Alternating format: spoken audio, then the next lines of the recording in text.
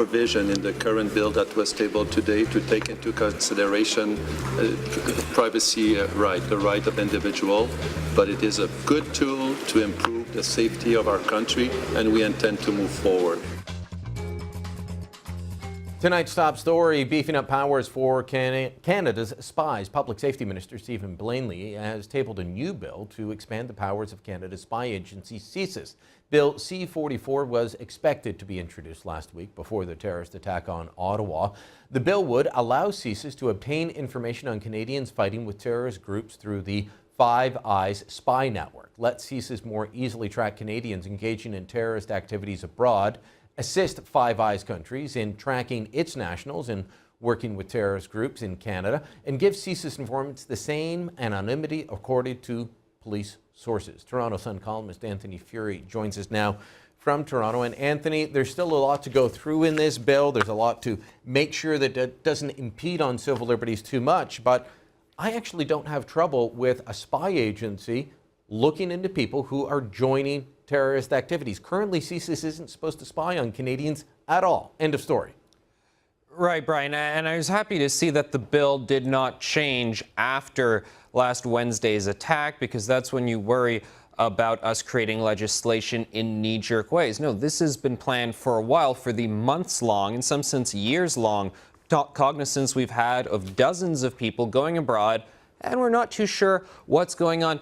Brian, when folks watch shows like Homeland, where it shows American people investigating what's going on in abroad, those are U.S. government agencies. And right now, Canada just doesn't really have the same power to spy on what happens when our folks are going abroad and doing this sort of stuff. So sure, it's an expansion of CSIS's powers, but it doesn't seem to me that CSIS is broadening its mandate in ridiculous ways, which is one of the things that I know you and I often lament and argue against in our columns. And you know what? As I said, you've got to go through it. The bill is not that long, but sometimes it is where the comma is placed, how something is phrased that can make all the difference. And that's what we have to go through in the next few days. But in that fine line between trying to fight for liberty and trying to make sure that Canadians remain safe, I think that the goal of the bill strikes the right tone. And you wrote a column on the weekend. It went in the middle of all the coverage of the attacks in Ottawa and the outpouring of grief for Corporal Cirillo and Warrant Officer Vincent. You wrote Liberty in a Time of Terror. And I know that you're concerned about this, but saying that we can spy on our own citizens if those citizens are engaged in a terrorist activity or are trying to join something like ISIS, I don't think is a step too far. Your thoughts on that specific point?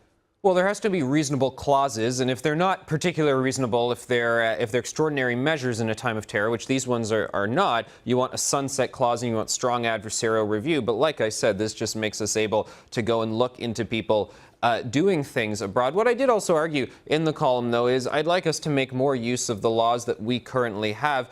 The Monday editorial across the Sun media chain argued, why not try these guys with treason? Because when you actually read the criminal code, we have that ability on hand. So fine, CSIS has said we need these couple extra little tools, and like you said, we're going to talk about the finer points and where the commas are. At the same time, let's throw the full book as it currently is at them. A lot of times we don't realize we don't need to expand government. We just need to use the government we already have. I argued that Omar Khadr should be charged with treason. You look at what he did, how he did it, and you look at the treason law that's on the books.